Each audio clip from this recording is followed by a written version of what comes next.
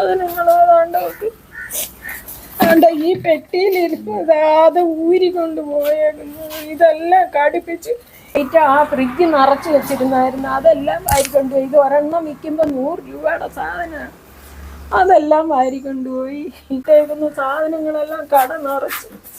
അച്ഛനും അമ്മയും അഴിയെ ബാക്കി എല്ലാ സാധനവും വൃന്ദാവനം മുക്കി കടയിൽ വന്നാൽ കിട്ടുമെന്നും പറഞ്ഞ് എല്ലാ ആളുകളും ഇവിടെ വരും എല്ലാം മേടിക്കാൻ.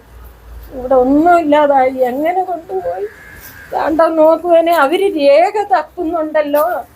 അവര് സിഗരറ്റ് ഇതുപോലെ അടുക്കി കെട്ടി ഈ പെട്ടി നിറച്ച്. ഇന്നലെ 2 എണ്ണം മേടിച്ചത് ഞാൻ. അതും കട കണ്ടോ നോക്കി. ഈ രേഖകൾ ഇതിനകത്ത് ഈ പെട്ടിയിലിരുന്ന രേഖകളും അവര് തപ്പി. അവരന്നേരം എന്തോ ഉദ്ദേശം അവർക്കുള്ള മനസ്സിലുണ്ടല്ലോ നമ്മളെ ഇവിടുന്ന് ഓടിക്കാൻ വേണ്ടി. വലിച്ചു വാരി ഇവിടെ ഇട്ടേക്കുന്നു. പിന്നെ ഇതെല്ലാം ഇതിനകത്തൊക്കെ തപ്പിയേക്കുന്നു. ഈ മേശ തുറന്ന് ഇതിനകത്തിരുന്നത് ആ തുണ്ടുകളെല്ലാം അതെല്ലാം വലിച്ചു വാരിയിട്ട്. പൈസയാണോ തപ്പിയതെന്ന് എനിക്കറിയത്തില്ല.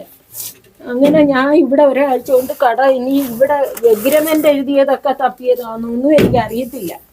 ഞാനിവിടെ വന്നപ്പോൾ ഇതല്ല. ഞാൻ അങ്ങനെ എൻ്റെ മോനെ കരഞ്ഞോണ്ട് വിളിച്ചപ്പോഴത്തേന് അവ എവിടൊക്കെയാണ് വിളിച്ചത്. ഇവിടൊക്കെ ഇത്രയും പൊക്കത്തിലില്ല. കറി വയ്ക്കുന്ന സാധനം 160 വീതം മേടിച്ച് ഈ മേശപ്പുറമൊക്കെ നിറച്ച് നല്ല ബേക്കറി ഉണ്ടായിരുന്നു. എല്ലാം വാരി കെട്ടിക്കൊണ്ടുപോയി.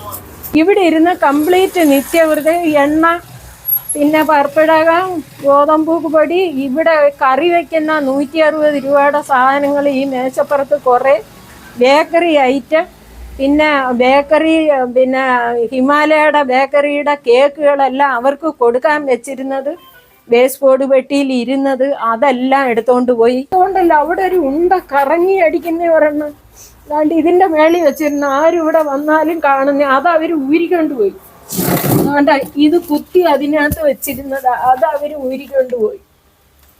അത് എടുത്തോണ്ട് പോയി.